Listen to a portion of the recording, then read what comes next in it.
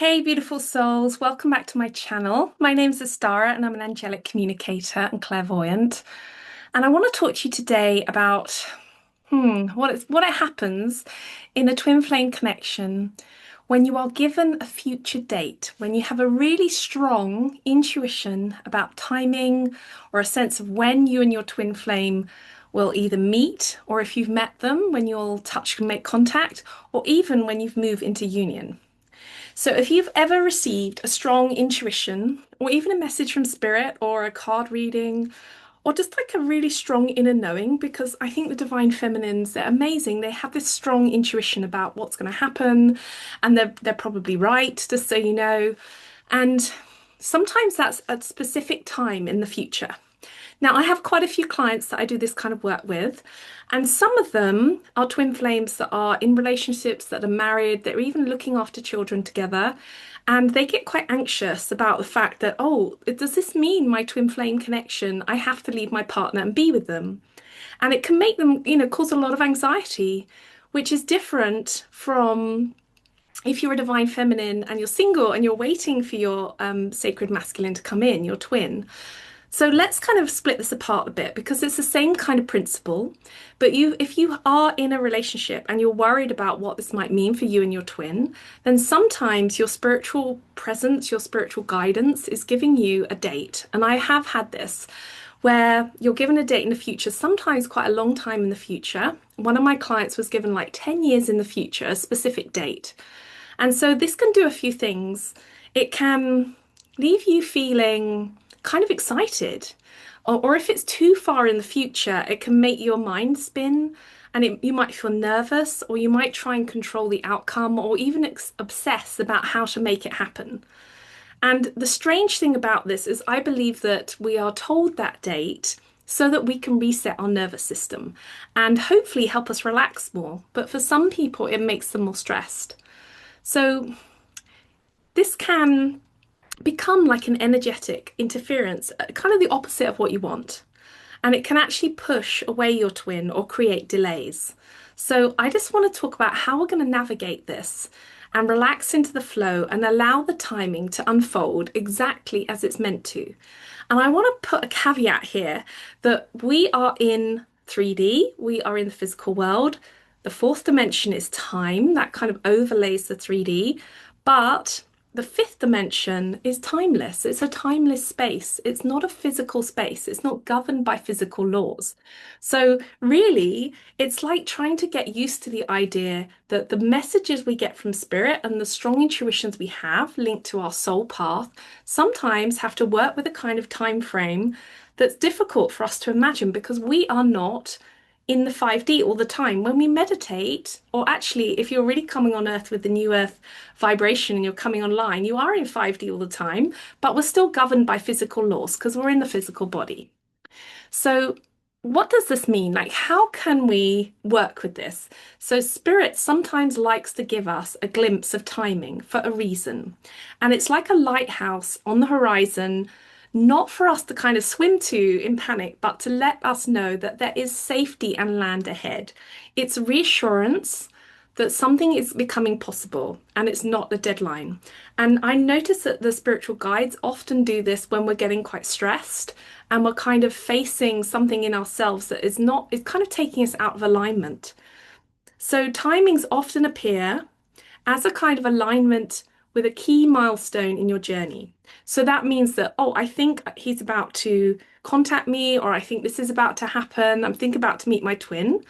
But it doesn't actually mean you have to sit and count the days till you have that time. So let's say you get a really strong intuition that you're going to have a very strong connection again with your twin, maybe, I don't know, in the next 2 weeks. It's really important that you don't sit there waiting and gripping tightly, counting the days and watching the clock, because you really need to kind of bring yourself into a space of complete relaxation, of letting go of the outcome, of detaching completely, so that the universe knows, oh, this is not causing you stress, that actually you're ready for this vibrational match and this vibrational shift. And you are actually moved out of attachment because when you attach too tightly to a date or a prediction, which, as I've explained, there are different laws going on here that make it very, very difficult to give you an exact date, then your vibration subtly shifts from trust to neediness, from being detached to attachment. And you've probably, if you've been through this, you'll know exactly what I mean. So there can be like a little story that goes on. Oh, I hope it happens. I need it to happen. And that can change your energy to feeling kind of heavy. And your twin, even though your twin is not with you, they might become aware of it, that there is an anxiety about this kind of date. And as twin flames mirror each other, your anxiety can actually affect them too. They can start to feel anxious. And it's really important that we want everyone feeling calm. And that's the union energy, is that there's a kind of calmness and a sanctity in the union between you two, not a stress.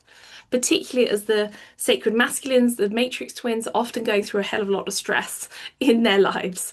So it's not a punishment when you're told a date or a timing and then it doesn't happen. It's not because you've done anything wrong. It's just because there's been a pressure in you created.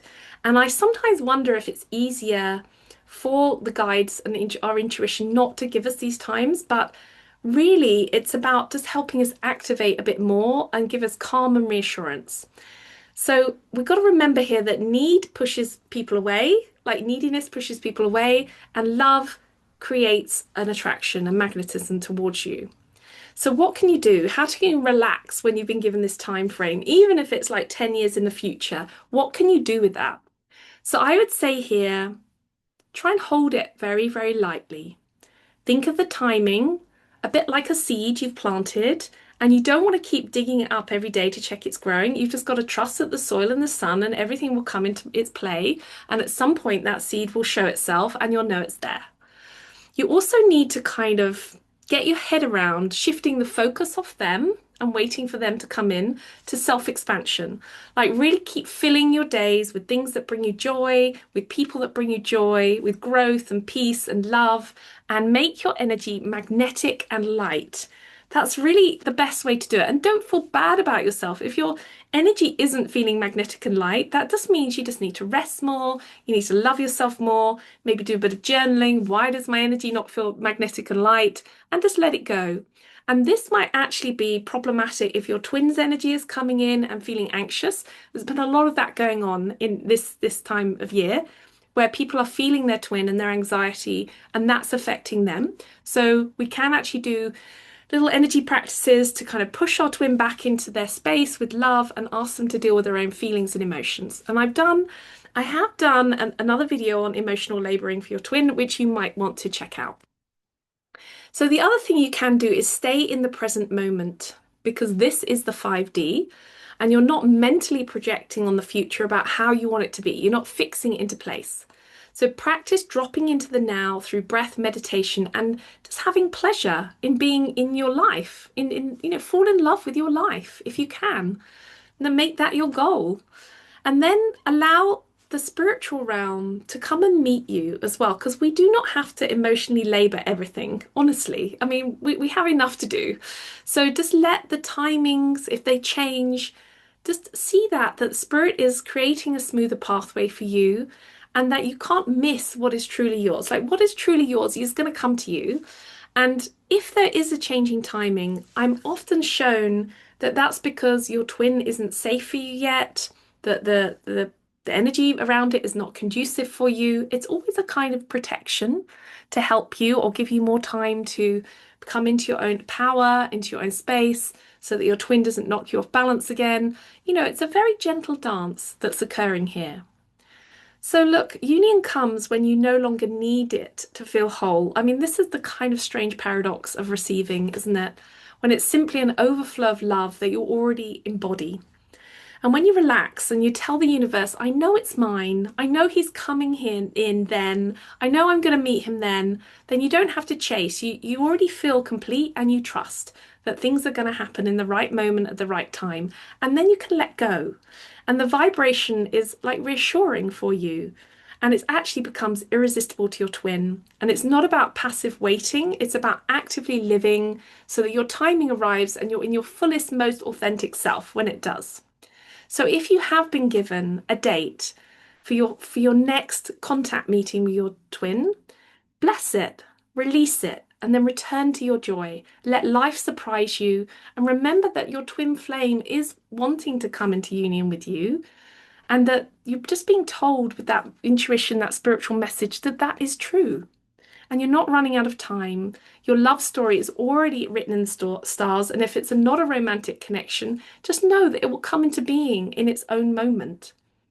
So, thank you for joining me. Thank you for being part of this YouTube family with me. I'm having the most amazing connections. If you want to do a twin flame reading with me, then go to my Instagram, follow my link on my www.earthmotherstarchild.co.uk and book a session because I'd love to see you.